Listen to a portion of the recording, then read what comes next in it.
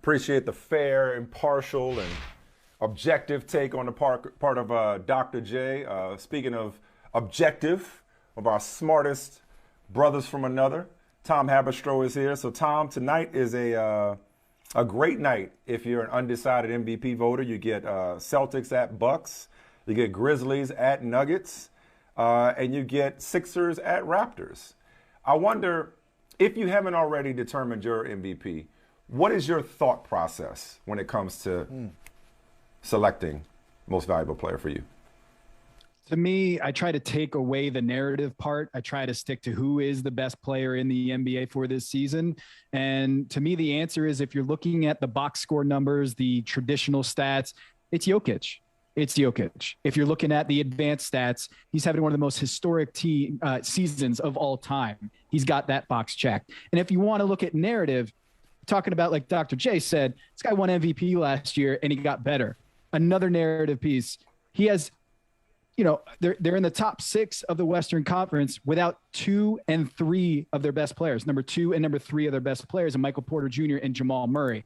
So I think Jokic has the box score stats above Giannis and Joel Embiid. He has the advanced stats, the best PER. If you go across the board, he's just got that taken. His efficiency is Steph Curry-esque at the 7-foot center position. And then, of course, just the supporting cast that he has is borderline G League. I mean, what they have on that Denver roster compared to what LeBron has, or compared to what KD has, or compared to what Joel has, or Giannis has, it's not even a question. The Nuggets have no business of being how good they are this season. The reason is where they are in the standings. Nikola Jokic, he is incredible. I think he's my MVP, regardless of what happens the next 2 nights. I agree with you. I'm wondering, I'm just throwing this out. I want both of you to take this one and see if I have something here. Would it be a different conversation if he hadn't won last year? And the reason I ask you that is because you said, and you're right, he was MVP last year and he got better.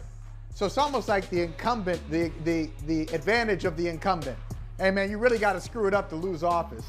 So he had the office last year, he gets better. Is there do you feel like some type of obligation, or you think any voter feels an obligation? If I gave it to him last year and the numbers say he's better, can I go in another direction? Do you think that helps? Yeah, I mean, actually, I think it makes it easier. I think when somebody wins easier MVP, to go somewhere else? Well, no, I think it's easier to give it to him. In other words, like it's so undeniable. That's my point. Like you're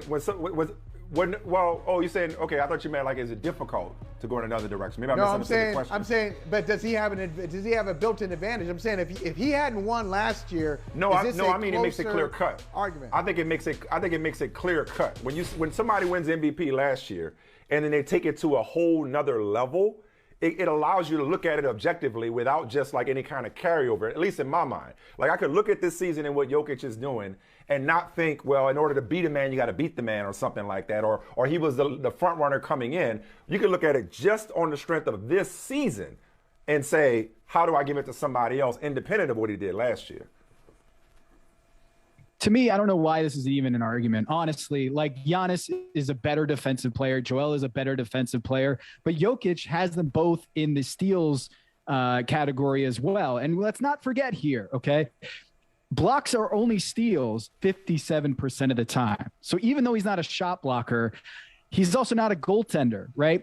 When Giannis gets all these blocks, not every time he makes that block does the Bucks get the ball back. And so I do think it's a little misleading to point to, shots block statistics and showing why Jokic doesn't belong in this conversation, because defensively, he's not the same as Giannis and Embiid. He is a good defender. He's not elite, but offensively, he's a 7-foot Steph Curry.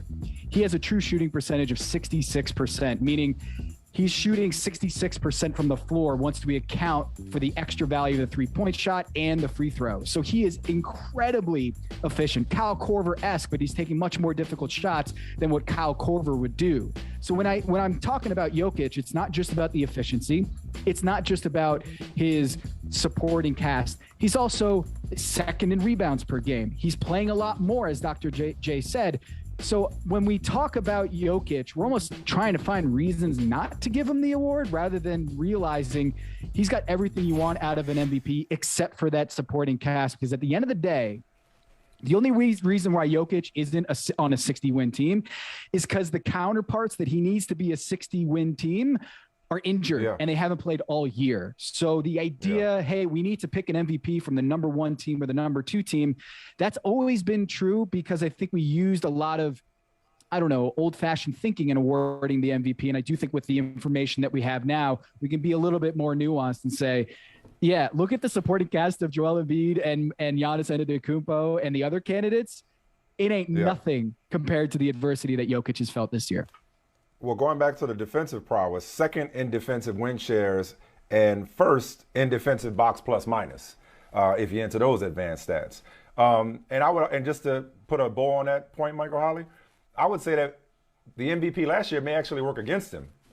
Not only is taking it to another level, allow you to look at it objectively, but it could work against him in terms of voter fatigue, or like Tom just said, looking for a reason to give it to somebody new since he's already gotten it. Tom, meanwhile, Philadelphia goes to Toronto tonight. That could end up being, if things hold, the 4-5 matchup. Matisse Thybulle, apparently not vaccinated and therefore unavailable to play in Toronto. The significance of his potential absence if this is the 4-5 matchup. Because we see Philadelphia go out in the first round to a very hot and to say the least dangerous Toronto Raptors team. Hey, you might want Ben Simmons now, huh? The best perimeter defender in the NBA, Matisse Thybulle being out for the road games in Toronto. It'd be nice to have Ben Simmons, wouldn't it? Yeah, that's the big issue here is that they don't have a lot of great elite perimeter defenders after Matisse Thybulle. Like when you look at Danny Green, maybe he can fulfill that in parts, but he's past his prime. They need Thybulle to be there available the entire series if they want their best shot, their best foot forward. Now, I will say this. I believe it is possible that if Matisse Thybulle gets the J&J shot today and becomes vaccinated today with the one shot, there is time. We're getting pretty close. The clock is almost midnight here, but 14 days out of a full dose of the J&J shot would put him pretty close to that game 3 in Toronto hypothetical. We're getting very close to that here. So it is possible, I guess, for him to be available and get vaccinated before it goes to Toronto.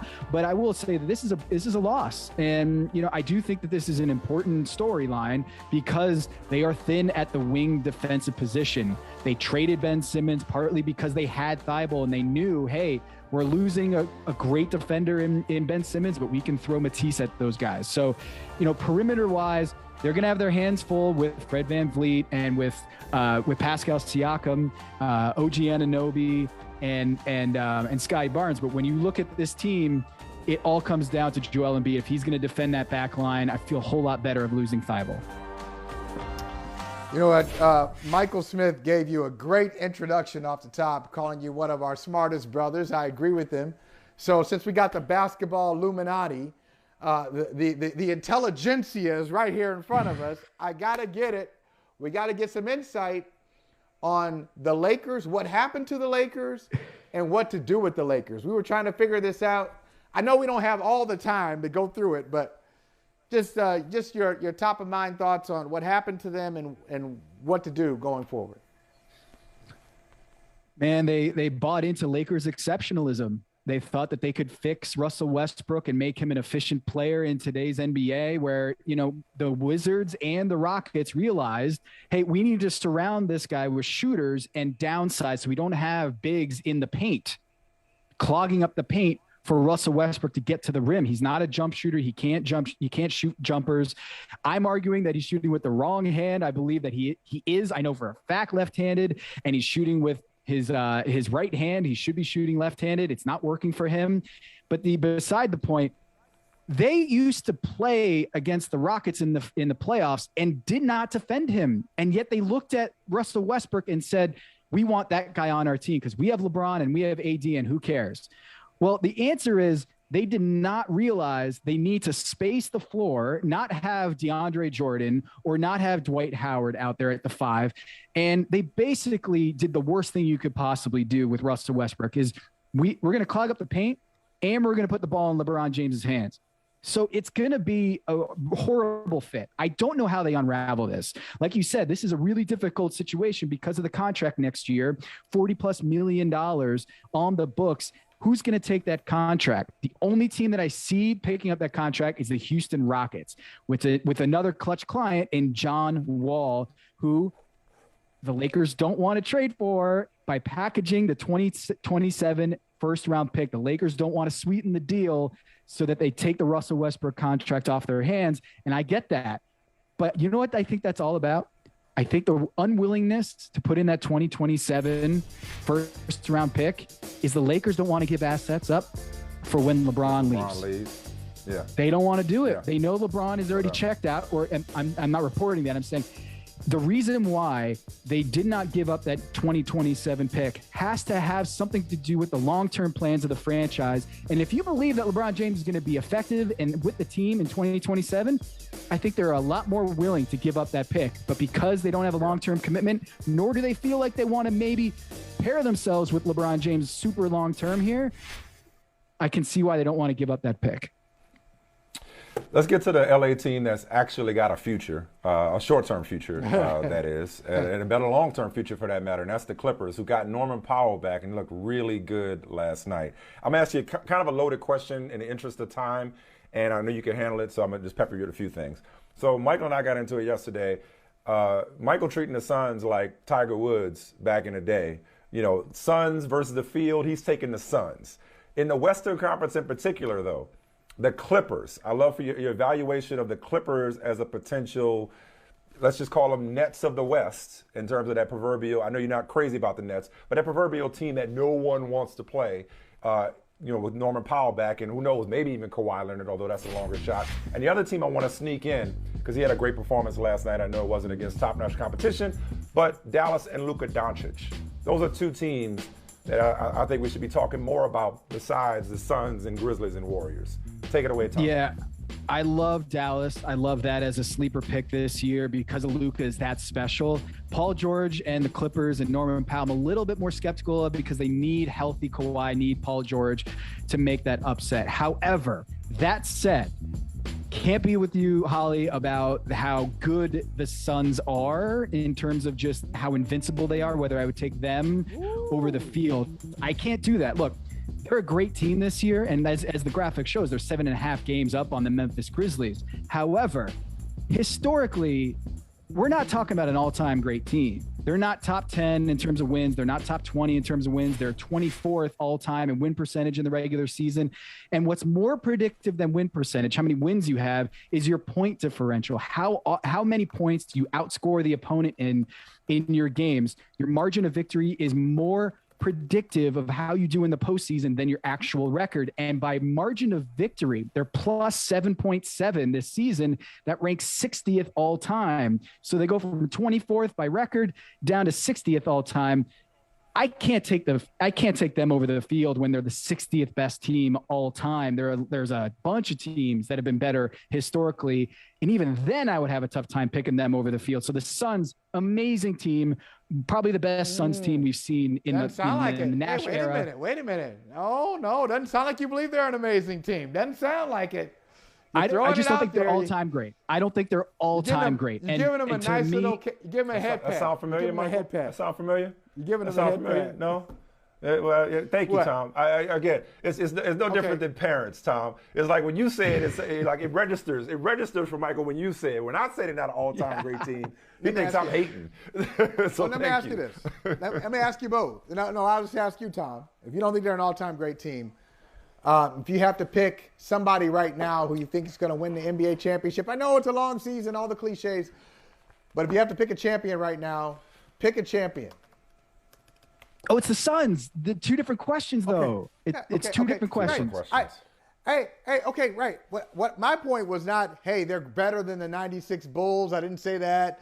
I didn't say they're better than the 86 Celtics or the Warriors, any of that. I said they're going to win the championship They're going to win the West, and it's really not that complicated. That's what I said to Michael Smith yesterday. I don't know what he's kind of trying to spin to you. I said Suns. No, I'm not spending anything. I'm not spending anything. Suns versus the field. Michael, oh my God, I can't believe you pulled Suns versus the field. And first of all, I know Tom Haberstroh too. Tom Haberstroh, correct me if I'm wrong. In the history of X versus the field, you have never taken X that I can recall because you know better. Yeah. Okay, so point being, I think the Suns are going to win the championship. Okay, that's not even a hot take. That's fine. Okay, they're the best team in the league this year. The Suns will win the championship and nobody has a chance to beat them, or I can't see anybody beating them, is a completely different take than the Suns are my pick to win the championship. So Tom and I are struggling with the latter. It's not the same thing. It's not. It is. It's not the same thing. It is. Okay. If I think they're gonna win the championship, why do I think they're gonna win the championship? Okay. Why do I think that? Why do you think that? Okay. Well, look, I'm rooting for Chris Paul to win the championship, not just because I'm a Demon Deacon, but because I think he's more underrated historically, just because he hasn't won that championship and he's come so close and been on some amazing teams that did not get there because of injury. And I hope they stay healthy and I hope they win the championship for the sake of sanity in the Chris Paul conversation. However, a lot can go wrong from that for them. Chris Paul, he is, 35 years old, 36 years old, and there's an injury factor, risk factor with him. Last year, he got injured with the shoulder. Then he could barely dribble and he could barely shoot. If you listen to that JJ Redick interview on JJ Redick's podcast, it's amazing to hear what he went through last year and still performed at a high level. Now, the question, are they the favorite? Yes. Are they someone you would take over the field? No. If Steph Curry comes back and Draymond's healthy, I might take the Warriors in a series against the Phoenix Suns. That's how good the Warriors are when Draymond, Steph, and Clay are healthy. We haven't seen it all year. So that hypothetical may not ever happen this postseason. But in that matchup, everyone's healthy. I take the Golden State Warriors over the Phoenix Suns. Here's one where I went too far when they first got together. When the Sixers first got James Harden, I was like, find me a better duo in the NBA. They may not have the best duo in the Eastern Conference. And I'm not even talking about the reigning champion with Giannis and Middleton. I'm talking about Tatum and Brown. And Jaylen Brown's got 25 points in 10 straight games. I know they missed it, Robert Williams, and their defense obviously took a hit there. Just want to look at the Eastern Conference real quick. And your viewpoint of the Celtics and whether that duo is dynamic enough to maybe come out of the East. I think there's a chance, and I know Holly is rooting for this because last time I was on here, I kind of left them off my board in terms of the top teams in the Eastern Conference. Jaylen Brown playing at this level absolutely puts the Boston Celtics in that conversation who can come out of the East. I will say that I would rather have James Harden and Joel Embiid because of Joel Embiid's two-way play. If we're talking duos in the Eastern Conference, I would still rather have that kind of complementary players in terms of defense and shooting and ball handling. You get more pieces in that wedge on the Trivial Pursuit board if you have Joel Embiid and James Harden. However, Jaylen Brown and Jason Tatum, man, like they are super good. And I do think this. People point to last year's first round match between the Celtics and the Nets and say, man, the Nets swept them or they took care of business, and that's evidence why Kyrie Irving and Kevin Durant are going to go deep into the playoffs, because look how good they were last year in the playoffs with Kyrie and Kevin Durant and a gimpy James Harden. I'm sorry, did Jaylen Brown play in that series? No, he didn't. No.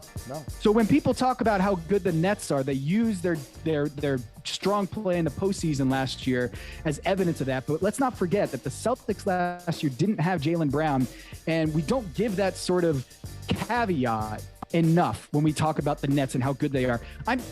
Look, man, I would put the Boston Celtics over the Nets. I would put the Philadelphia 76ers over there. I would put pretty much 5-6 teams in the Eastern Conference over the Brooklyn Nets. We're talking about a team that is 7-6 this year with Kyrie Irving and Kevin Durant in the lineup without James Harden. They're one game over 500 this year. And people are telling you don't want to play Kevin Durant and Kyrie Irving. Man, teams have played them really well. And I'm just looking at this from the perspective of how much respect we give to Kyrie Irving and Kevin Durant when man, the Celtics didn't have Jaylen Brown last year. They didn't. And this year, with Kyrie Irving and Kevin Durant on the floor with no James Harden, they're basically a 500 team. So let's pump the brakes on the Nets. Dude, your player efficiency rating in this segment has been Nikola Jokic level. On the way out, I hear the music. 2 quick ones. Rookie of the year. Real quick. Just answer. Rookie of the year. Evan Mobley for me. Who's the name? Just a name. Evan Mobley. And lastly, any beef with the 2010s All-Decade team? I was surprised Kawhi didn't make it, with all due respect to Dirk. Anybody that you know, on the All-Decade team that you would have taken off, and who you putting on? I had to ask you about that. If we're just talking postseason, Kawhi has to be on there. Just an all-time great postseason player, but the regular season does not compare to Dirk. So I'm okay with that selection. Okay, so you're okay with that team. All right, and Harden, the whole team was good for you. No beef with the Associated Press. Awesome. Hey man, Stro, way to put up numbers. Stro, great job. I'll tell you who does have beef with you though. Wake Forest. Wake Forest for that take on the Suns and Chris Paul. Wake Forest is disappointed in one of its previous favorite sons. Appreciate you, Stro. Thank you, brother. Hey, they beat Carolina by 22 this year. Let's never forget that. Hey, thanks for watching Brother from Another on YouTube. Make sure you hit subscribe before you leave, and be sure to watch us 3 to 5 p.m. Eastern Time on Peacock. Appreciate you.